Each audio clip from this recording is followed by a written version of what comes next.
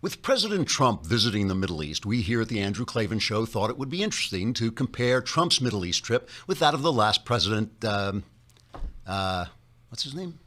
Obama. Right, sorry. It's hard to remember now that his legacy has been dumped like kitty litter into the deodorized trash bag of history.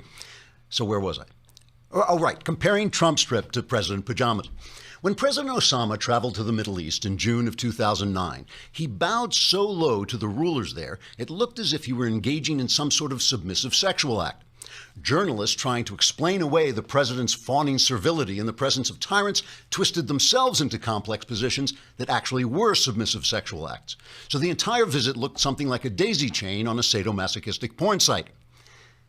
Not that I've ever been on a sadomasochistic porn site, but I've heard about them.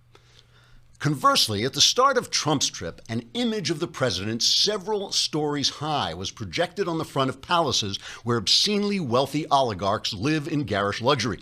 Trump then left Mar-a-Lago and headed for Saudi Arabia.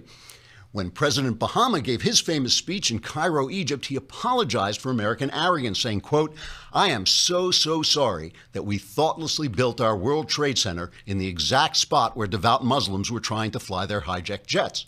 It was a typical example of how capitalist imperialism colonizes even the airspace that is being used by native cultures, unquote. The media praised Obama's speech for extending the open hand of friendship to people who are only trying to live in peace with all mankind, after they first slaughter the part of mankind they can't live in peace with.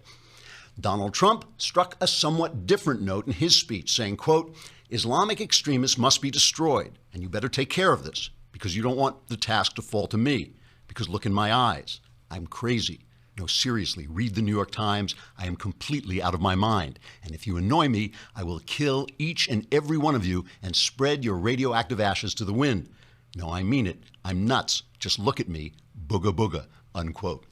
The assembled Saudi leaders reacted by stampeding the exits, trampling each other underfoot in their desperation to escape the by now raving commander-in-chief of the world's largest nuclear arsenal. Finally, when Obama visited the Middle East, his worldly, sophisticated wife, Rochelle, or whatever the hell her name was, wore a headscarf to demonstrate that we as Americans are open-minded enough to degrade ourselves in tribute to oppressive cultures that wish to destroy us.